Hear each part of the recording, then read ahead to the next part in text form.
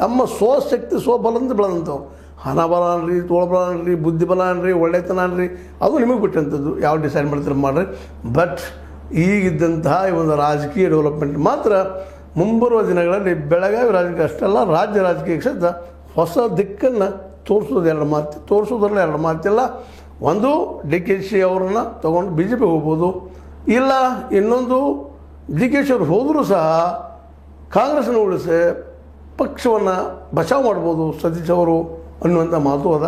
ಆದರೆ ಒಂದು ಮಾತನಾದ್ರೂ ಕ್ಲಿಯರ್ ಆಗ್ತಾಯಿದೆ. ಇನ್ನು ಸೌದಿ ಮತ್ತು ಸತೀಶ್ ಅವರು ಭಾಳಷ್ಟು ದಿನ ನಾವೆಲ್ಲ ಒಂದು ಹೇಳುವಂಥ, ಈಗಲೂ ಎರಡು ಆಗಿದ್ದಾವೆ, ಒಂದು ಹೇಳುವಂಥದ್ದು ಕೂಡಿ ಹೋಗುವಂಥದ್ದು ಇನ್ನು ಮುಂದಿನ ದಿನದಲ್ಲಿ ಸಾಧ್ಯ ಇಲ್ಲೇನೋ ಅನ್ನುವಂಥದ್ದು. ಸಪೋಸ್ ಏನಾದರೂ ಸೌದಿಯವರು ತಾವು ಅಂದ್ಕೊಂಡಂಗೆ ಈಗಂತ ಅವ್ರು 50 ಕೋಟಿ ರೂಪಾಯಿ ಚಾಲೆಂಜ್ ಮಾಡಿದ್ದಾರೆ ನಮ್ಮ ಬಾಲಚಂದ್ರ ಜಾರಕಿಹೊಳಿ ಅವರು.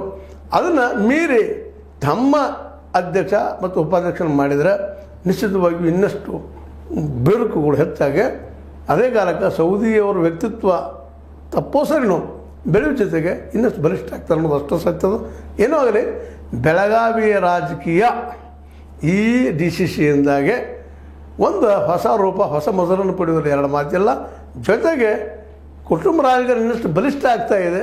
ಇನ್ನು ರಾಜಕೀಯ ಪಕ್ಷಗಳು ಯಾವಾಗ ಬಲಿಷ್ಠ ಆಗ್ತಾವೆ ಅನ್ನೋದು ಪ್ರಶ್ನೆ ಇಲ್ಲೇ ಮೂಡ್ತಾ ಇದೆ.